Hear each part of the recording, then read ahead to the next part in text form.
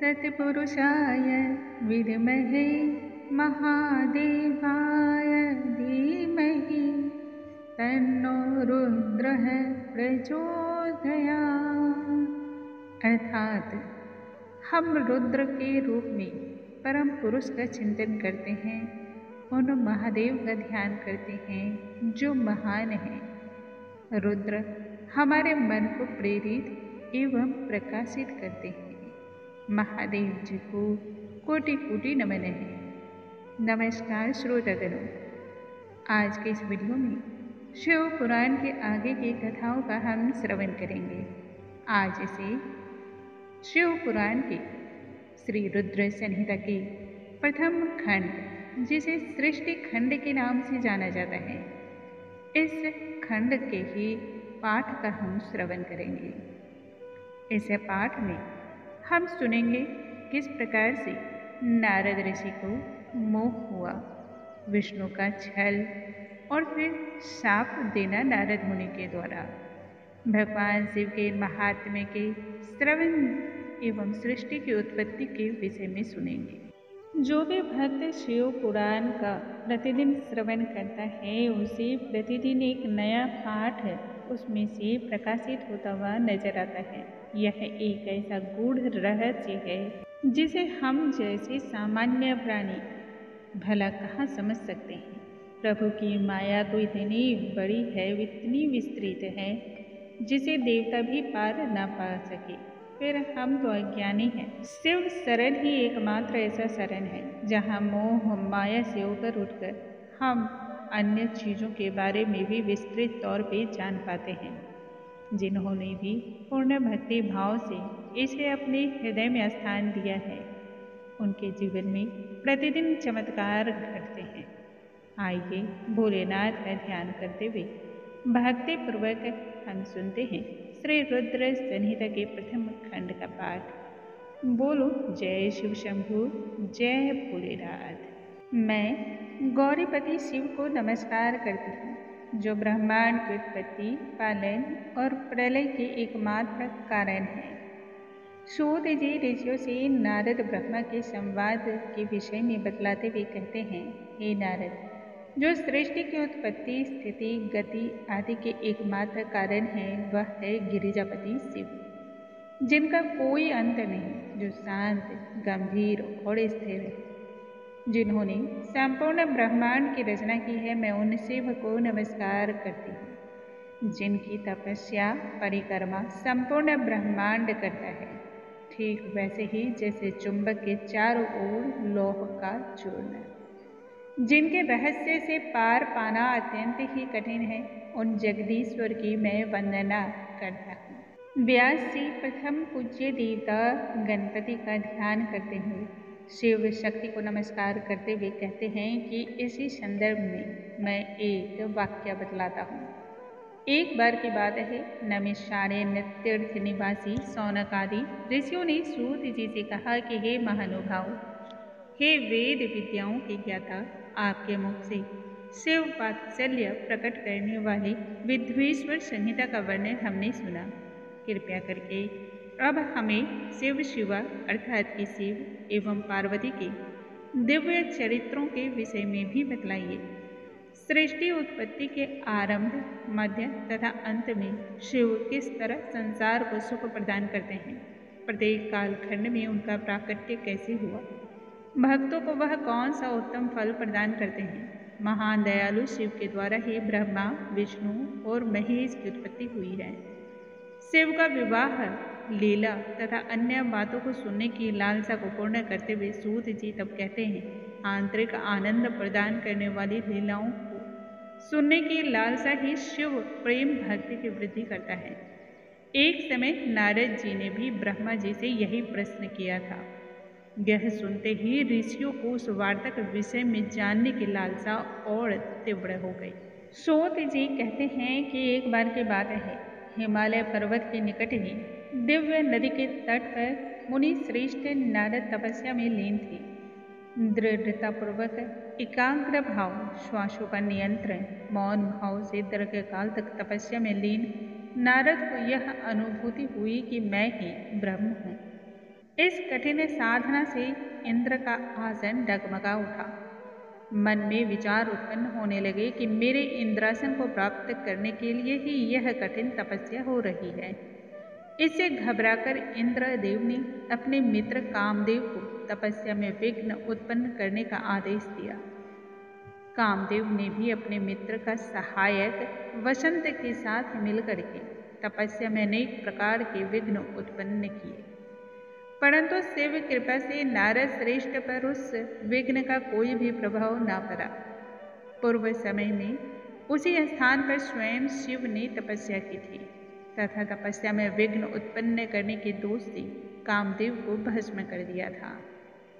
कामदेव की पत्नी रति तथा देवताओं के बार बार आग्रह करने पर शिव ने तब कहा कि कुछ समय के बाद कामदेव पुनः जीवित हो जाएंगे, परंतु इस स्थान पर और साथ ही जहाँ तक दृष्टि जाती है वहाँ तक कामदेव का कोई भी प्रभाव न रहेगा। कामदेव ने संपूर्ण घटना के विषय में इंद्र से कह सुनाया एवं मुनिश्रेष्ठ नारद की खूब प्रशंसा की, क्योंकि शिव माया से वह सब कुछ भूल बैठे थे। काल चक्र और शिव माया से मोहित इंद्र भी पूर्व के यह वृत्तांत भूल चुके थे। उधर जब नारद ने कामदेव का प्रभाव निष्फल जाना तब अपनी तपस्या को पूर्ण मानकर यह वाक्य शिव को बतलाने हेतु कैलाश की ओर चल पड़े। जब नारद जी कैलाश पहुंचे तब शिव को नमस्कार करके बड़े ही गर्वित मन से यह पूर्ण वाक्य ऐसे कह सुनाया जैसे संपूर्ण ब्रह्मांड पर उन्होंने विजय की प्राप्ति कर ली हो। शिव ने नारद की खूब प्रशंसा की, साथ ही यह भी कहा कि यह बात किसी से ना कहना, सर्वथा ही गुप्त रखना। शिव ने नारद मुनि से साथ ही आगे यह भी कहा कि इस घटना का जिक्र मुख्य रूप से विष्णु से न करना, क्योंकि तुम विष्णु भक्त हो और फिर भी मेरे अत्यंत अनुगामी हो। परंतु नारद जी भी कहाँ मानने वाले थे। शिव माया का ऐसा जाल जो भले भले को अपने में आगोश में संभाले। सो मुनि श्रेष्ठ नारद जी मौन सहमति भाव से ही शिव वंदना करने के पश्चात ब्रह्मलोक जा पहुँचे।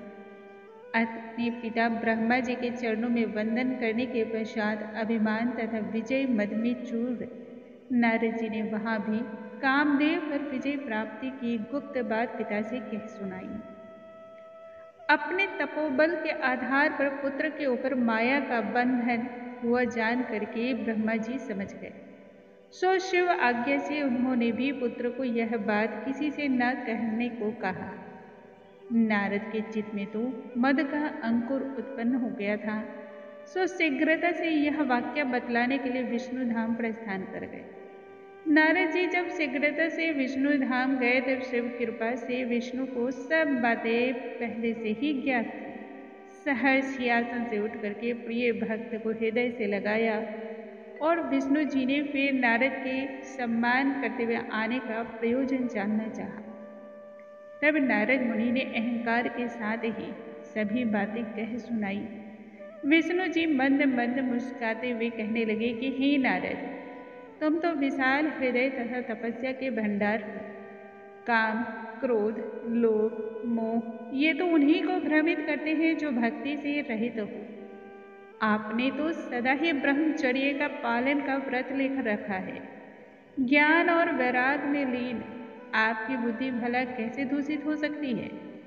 भगवान विष्णु के मुख से अपने लिए प्रशंसा के शब्द सुन ब्राह्मण श्रेष्ठ नारद जी खिलखिलाकर हंस पड़े और कहने लगे, हे प्रभु, यह सब तो आपकी ही भक्ति है, सब आपकी ही कृपा और छत्र छाया है मुझ पर। तभी कामदेव भी मेरा कुछ न बिगाड़ पाया। प्रसन्न चित्र से मुनि श्रेष्ठ नारद जी ने भगवान विष्णु की वंदना की, उन्हें प्रणाम किया और फिर वहाँ से चल पड़े आगे के भ्रमण की ओर। सूत जी आगे कहते हैं ऋषियों से कि हे महर्षियों, नारद मुनि के वहाँ से जाते ही भगवान शिव की इच्छा का सम्मान करते हुए श्री हरि ने तत्काल ही अपनी माया का रूप फैलाया। उन्होंने मुनि के मार्ग में एक विशाल नगरी की रचना की जिसका विस्तार 100 योजन तक था। बड़ा ही अद्भुत और मनोहर यह नगर मानो बैकुंठ लोक से भी अधिक रमणीय और सुंदर था। नाना प्रकार की वस्तुएं नगरी की शोभा को और अधिक बढ़ा रही थी। वहां पर स्त्री हो या पुरुष, सभी के लिए बहुत से विहार स्थल थे। उस नगरी का राजा बड़ा ही ऐश्वर्यशाली था, नाम शील निधि था। उन्होंने अपनी पुत्री का स्वयंवर करने के लिए एक महान आयोजन रखा था। कन्या का वरण करने के लिए उत्सुक चारों दिशाओं से बहुत सारे राजकुमार पधारे थे। नाना प्रकार की वेशभूषा, सुंदर सुंदर वस्त्र से सुशोभित, सभी अद्वितीय लग रहे थे। राजकुमारों के द्वारा वह नगरी और भी अधिक भारी पूरी दिखाई दे रही थी। इन सुंदर नगरी को देख करके नारद जी मोहित हो गए। राजा शील निधि के द्वार पर तत्काल ही मुनि राज नारद जी पहुंच गए। मुनि को आया हुआ देख करके महाराज स्वयं सिंहासन से उठ करके उनका यथोचित आदर और सत्कार किया। फिर उन्हें सिंहासन पर विराजमान किया। तत्पश्चात अपनी सुंदर कन्या, जिसका नाम श्रीमती था, उसे बुलवाया और मुनि श्रेष्ठ नारद जी के चरणों में प्रणाम करवाया। कन्या के रूप सौंदर्य को देख करके नारद जी अचंभित हो गए और कहने लगे कि हे राजन, यह देव कन्या के समान सुंदरी महाभागा कन्या कौन है? उनकी बात सुन करके राजा ने हाथ जोड़कर कहा कि हे मुनि श्रेष्ठ नारद जी, यह मेरी पुत्री श्रीमती है, विवाह योग्य हो चुकी है, अतः सुंदर वर के हेतु राज्य में स्वयंवर की रचना हो रही है। इसमें सभी प्रकार के शुभ लक्षणों से युक्त राजकुमार पधारे हैं। अब आप जब पधारे हैं तो मेरी कन्या के भाग्य के विषय में भी बतलाइए। राजा के पूछते ही काम भाव से विवल हुए मुनि श्रेष्ठ नारद जी कन्या को प्राप्त करने की इच्छा मन में लिए हुए राजा को कहने लगे कि हे राजन, आपकी यह पुत्री सभी प्रकार के शुभ लक्षणों से युक्त है, परम सौभाग्यवती है। अपने महान भाग्य के कारण ही यह धन्य है, साक्षात लक्ष्मी की स्वरूप है। अतः भावी पति भी निश्चय ही भगवान शंकर के समान वैभवशाली, सर्वेश्वर तथा किसी से भी पराजित न होने वाला परम वीर ही होना चाहिए, जिन्होंने काम पर विजय की प्राप्ति कर रखी हो और संपूर्ण देवताओं में भी श्रेष्ठ हो। इतना कहने के बाद राजा से नारद मुनि ने विदा लिया और वहां से चल पड़े। काम की पीड़ा का ऐसा प्रभाव था और शिव की माया का ऐसा प्रभाव था कि उनके ऊपर मोह का पर्दा पड़ा था। मुनि श्रेष्ठ नारद जी मन ही मन सोचने लगे कि इस राजकुमारी को मैं पत्नी के रूप में कैसे प्राप्त करूं। स्वयंवर में आए हुए अन्य सभी राजकुमारों को छोड़ करके कन्या मेरा ही वरण करे, यह कैसे संभव हो सकता है? समस्त नारियों को सौंदर्य तो सर्वथा ही प्रिय होता है। मेरे रूप सौंदर्य को देख करके अवश्य ही वह मेरे अधीन हो सकती है, इसमें कोई संशय नहीं है। मन में यह विचार किए हुए काम भावना से पीड़ित वह मुनि श्रेष्ठ नारद जी स्वयं ही भगवान विष्णु का रूप ग्रहण करने के लिए तत्काल ही विष्णुधाम जा पहुंचे। विष्णुधाम पहुंचते ही भगवान विष्णु को उन्होंने प्रणाम किया और कहने लगे कि हे भगवान, मैं आपसे एकांत में एक वृत्तांत कहना चाहता हूँ। तब भगवान श्री हरि ने ससम्मान नारद जी से कहने को कहा। एकांत में दोनों विराजमान हुए और फिर नारद मुनि कहने लगे कि हे भगवान, आपके भक्त जो राजा शील निधि हैं, सदा ही धर्म इत्यादि के पालन में तत्पर रहते हैं।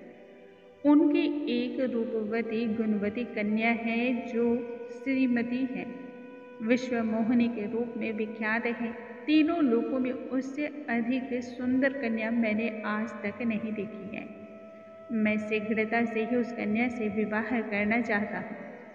राजा शील निधि ने अपने पुत्र की इच्छा से ही स्वयंवर की रचना की है, इसलिए चारों दिशाओं से वहां पर अनेक गुण के राजकुमार पधारे हैं।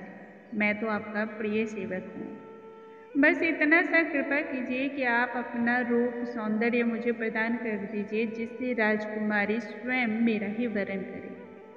सूत जी आगे फिर महर्षियों से कहते हैं कि मुनि श्रेष्ठ नारद की बात सुन करके श्री हरि हंस पड़े। तुरंत ही शिव की माया को वह समझ गए। कहने लगे, हे मुनि, तुम अपने अभीष्ट स्थान की ओर चले जाओ।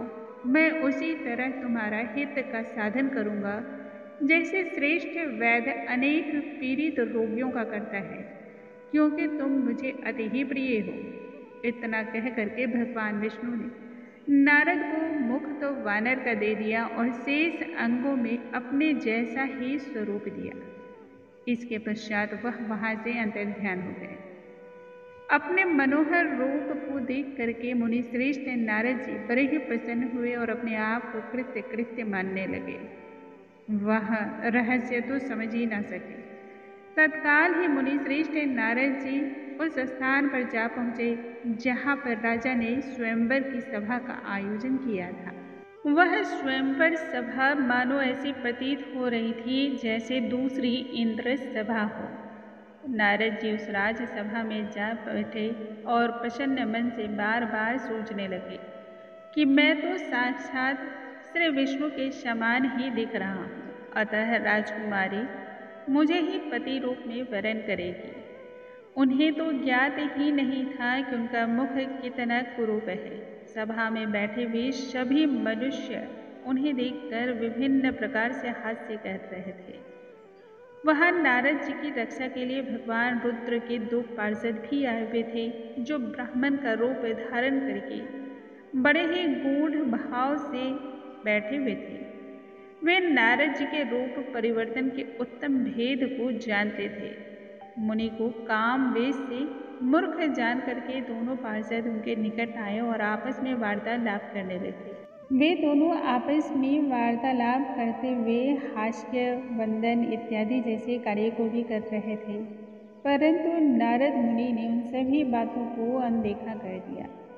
इसी बीच वह सुंदर राजकन्या वहां पर आ पहुंची। हाथों में सोने की सुंदर सी वरमाला धारण किए हुए शुभ लक्षणों से युक्त ऐसे प्रतीत हो रही थी मानो स्वयं लक्ष्मी हो। वह हाथों में वरमाला लिए हुए सारी सभा में भ्रमण करने लगी ताकि उचित वर का चुनाव कर सके।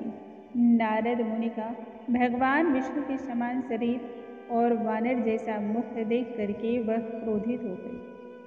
उनकी ओर से अपनी दृष्टि को हटा करके फिर प्रसन्न मन से वह आगे की ओर बढ़ चली। स्वयंवर सभा में मनवांछित वर को न देख करके वह चुपचाप होकर के सभा के भीतर ही खड़ी रह गई। उसने किसी के भी गले में वरमाला नहीं डाली। सभा में अभी यह सब चल ही रहा था कि वहां पर भगवान श्री हरि का आना हुआ। परम सुंदरी उस युवती ने बिना क्षण गवाए ही अपनी वरमाला भगवान श्री हरि के गले में डाल दी और फिर उस राजकुमारी को लेकर के वहां से अदृश्य हो गए। जा पहुंचे वह विष्णु धाम में। इधर सभी निराश हो चुके थे। नारद मुनि काम पीड़ा से आतुर हो रहे थे और साथ ही वह विह्वल भी थे। तभी भगवान शिव के पार्षद दोनों कहने लगे कि हे नारद मुनि, व्यर्थ ही काम भाव से तुम पीड़ित हो रहे हो। जिस सौंदर्य के बल पर तुम यहाँ पर स्वयंवर की रचना करना चाहते थे, राजकुमारी को पाना चाहते थे, वह रूप और सौंदर्य को पहले देख तो लो। वानर के समान तो तुम्हारा मुख है। सूत जी आगे कहते हैं कि हे महर्षियों, रुद्र गणों के मुख से ऐसे वचन को सुन करके नारद जी आश्चर्यचकित हो गए। वे शिव की माया से तो मोहित थे ही, तुरंत ही दर्पण में अपने मुख को देखा। वानर के समान अपने मुख को देख करके वह क्रोध से जल उठे। माया से मोहित होने के कारण ही शिव गणों को वहां पर श्राप दिया और कहने लगे कि तुम दोनों ने मुझ ब्राह्मण का उपहास उड़ाया है, इसलिए ब्राह्मण के वीर्य से उत्पन्न राक्षस के रूप में जन्म को पाओ। ब्राह्मण की संतान होने पर भी तुम्हारे आकार राक्षस के समान ही होंगे। इस प्रकार से अपने लिए शाप को सुन करके दोनों भगवान शिव के जो पार्षद थे वह कुछ नहीं कह करके वहां से चले गए। उधर शिव माया का ऐसा प्रभाव था कि नारद मुनि उस मोह निद्रा से जाग ही न सके। अग्नि की भांति क्रोध में जलते हुए वे पहुंचे विष्णु लोक। वहां जा करके दुर्वचन पूर्ण व्यंग सुनाने लगे। नारद मुनि कहने लगे, हे हरे, तुम बड़े ही दुष्ट और कपटी हो, समस्त विश्व को मोह में डालने रखना जानते हो, दूसरों का मजाक उड़ाना यह तुम्हारा स्वरूप है। तुम तो बड़े ही मायावी हो और साथ ही तुम्हारा हृदय भी मलिन है। यही कारण है कि पूर्व काल में तुमने मोहिनी का रूप धारण करके कपट किया, असुरों को वारुणी मदिरा का पान कराया और अमृत का चखने तक नहीं दिया। यदि रुद्र ने दया करके विष का पान न किया होता तो तुम्हारी माया उसी दिन नष्ट हो जाती। कपटपूर्वक चाल चलना तुम्हें अत्यधिक प्रिय है। भगवान शंकर ने तुम्हें स्वतंत्र क्या बना दिया, तुम अपने आप को ही महान समझने लगे। यदि शिव भी तुम्हारे इस कपटपूर्ण व्यवहार के विषय में जानेंगे तो उन्हें भी पश्चाताप होगा। अपनी वाणी रूप वेद की प्रामाणिकता स्थापित करने वाले महादेव ने ब्राह्मण को ही सर्वोपरि बतलाया। हे हरे, इस बात को जानकर आज मैं तुम्हें बलपूर्वक एक ऐसी शिक्षा दूंगा जिससे तुम कभी ऐसा किसी के साथ न करोगे। माया से मोहित नारद जी ने तब अपने तेज का प्रदर्शन करते हुए भगवान विष्णु को शाप दिया कि हे विष्णु, तुमने स्त्री के लिए ही मुझे व्याकुल किया है और इसी तरह सबको मोह माया में डाले रखते हो। तुमने जिस स्वरूप से मुझे संयुक्त किया था उसी स्वरूप से तुम मनुष्य हो जाओ और स्त्री के वियोग का दुख तुम सहन कर लो। तुमने जिन वानरों के समान मेरा मुख बनाया वे ही उस समय तुम्हारे सहायक होंगे। स्त्री वियोग में उस समय तुम्हारी स्थिति भी वैसी ही होगी जैसे सामान्य अज्ञानी मनुष्य की होती है। नारद मुनि ने इस प्रकार से श्री हरि को श्राप दिया और तब उन्होंने भगवान शिव की माया की प्रशंसा करते हुए इसे स्वीकार कर लिया। ठीक ऐसा प्रसंग होते ही भगवान शिव ने अपनी माया का जो जाल विस्तृत फैलाया था उसे वापस ले लिया, जिससे नारद जी की बुद्धि पूर्ववत ही शुद्ध एवं पवित्र हो गई।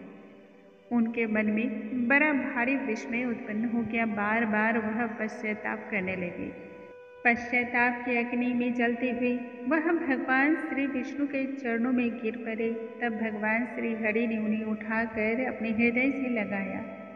उस समय अपनी दुर्बुद्धि नष्ट हो जाने के कारण वे इस प्रकार से कहने लगे कि नाथ, माया से मोहित होने के कारण मेरी बुद्धि भ्रष्ट हो गई थी, इसलिए मैंने आपको श्राप दे डाला है। आप साप को मिथ्या साबित कर दीजिए, इतना सा प्रभाव अपना दिखाइए। मेरे हाथों बहुत बड़ा जघन्य पाप हो गया है। तब भगवान श्री हरि ने बड़े ही मधुर वचन में कहा कि इस बात के लिए तुम खेद न करो। तुम मेरे अत्यंत ही श्रेष्ठ भक्त हो, इसमें कोई संशय नहीं है। इसी संदर्भ में मैं तुम्हें एक बात बतलाता हूँ जिससे तुम्हारा निश्चय ही परम हित होगा। तुम्हें नरक में नहीं जाना पड़ेगा। भगवान शिव अपने भक्तों को सदा ही कल्याण करते हैं, सो तुम्हारा भी करेंगे। मद से मोहित होकर ही तुमने भगवान शिव की बात को अनसुनी कर दी, उन बातों की अवहेलना की जिस कारण शिव ने तुम्हें ऐसा फल दिया। वे तो कर्मों के अनुसार ही फल देने वाले दाता हैं। सो मन में दृढ़ निश्चय कर लो कि जो हुआ सब शिव इच्छा से ही हुआ है। वे निर्गुण निर्विकार सच्चिदानंद स्वरूप है। सत्व, रज और तम, इन तीन गुणों से वह पड़े हैं। अपने माया को लेकर ब्रह्मा, विष्णु और महेश, इन तीनों रूपों में वे निरंतर प्रकट होते रहते हैं।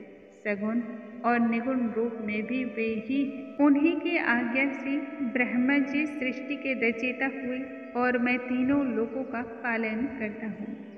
वे स्वयं संहारक का रूप है। इसके पश्चात श्री हरि ने नारद जी को एक सुंदर उपाय बतलाते हुए कहा, जो बड़ा ही सुखद, समस्त पापों को नाश करने वाला तथा मोक्ष प्रदान करने वाला है। तुम उसे सुनो। अपने मन के सभी संचयों का त्याग करके भगवान शिव के गुणगान को निरंतर करो। भक्ति भाव से शिव के सत्य नाम श्रोत्र का पाठ करो। निरंतर उन्हीं की उपासना करो और उन्हीं के यश गान का भी गुणगान करो। प्रतिदिन उनकी पूजा अर्चना करो। जो शरीर, मन और वाणी के द्वारा भगवान शिव की उपासना करता है, उसे पंडित या ज्ञानी ही समझना चाहिए। शिव नाम रूपी दावानल से बड़े बड़े पातकों के असंख्य पर्वत अनायास ही भस्म हो जाते हैं। यही सत्य है। जो भगवान शिव के नाम रूपी नौका का आश्रय लेते हैं, वह भव बंधन से पार हो जाते हैं। उनके पाप तुरंत ही नष्ट हो जाते हैं। यही परम सत्य है। जो लोग पाप रूपी दावानल से पीड़ित हैं, उन्हें शिव के नाम रूपी अमृत का पान सदा ही करना चाहिए। इसके बिना कहीं शांति नहीं। संपूर्ण वेदों का अवलोकन करके पूर्ववर्ती विद्वानों ने भी यही निश्चय किया कि भगवान शिव की पूजा ही उत्कृष्ट साधन तथा जन्म मरण रूपी संसार बंधन के नाश का उपाय है।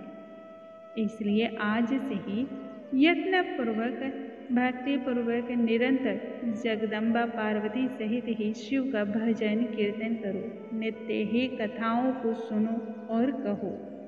बारंबार शिव पूजन में ही अपने को श्रेष्ठ करो।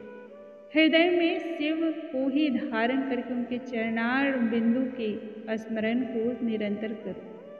इस प्रकार परमात्मा शंकर के अनुपम महात्म्य का दर्शन करते हुए अंत में आनंद वन काशी को चले जाओ। भगवान शिव को वह स्थल अति ही प्रिय है। जो भक्ति पूर्वक विश्वनाथ जी के दर्शन को करो और पूजन करो। फिर स्तुति वंदना करते हुए तुम मेरी आज्ञा से संपूर्ण मनोरथों की सिद्धि के लिए ब्रह्मलोक चले जाओ। वहाँ पिता ब्रह्मा जी की स्तुति वंदना करके तुम्हें प्रसन्नतापूर्वक हृदय से बारंबार शिव महिमा के विषय में प्रश्न करना चाहिए। ब्रह्मा जी शिव भक्तों में श्रेष्ठ हैं। बड़ी प्रसन्नता के साथ वह इन महात्म्य तथा सतनाम श्रोक्त के विषय में तुम्हें बतलाएंगे। मेरी आज्ञा से शिव आराधना में तत्पर रहने वाले शिव भक्त हो जाओ और विशेष रूप से मोक्ष के भागी बनो। इतना करने से ही शिव तुम्हारा कल्याण अवश्य ही करेंगे। बड़े ही प्रसन्न मन से भगवान श्री हरि ने मुनि श्रेष्ठ नारद जी को यह उपदेश दिया। शिव का स्मरण और वंदन करने को कह करके वहाँ से अंतर ध्यान हो गए। बोलो जय शिव शंभु, जय भोलेनाथ। दोस्तों, आज की कथा को हम यहीं पर समाप्त करते हैं। कल आगे की कथाओं के साथ हम पुनः मिलेंगे। तब तक के लिए नमस्कार। हरे कृष्णा, राधे राधे।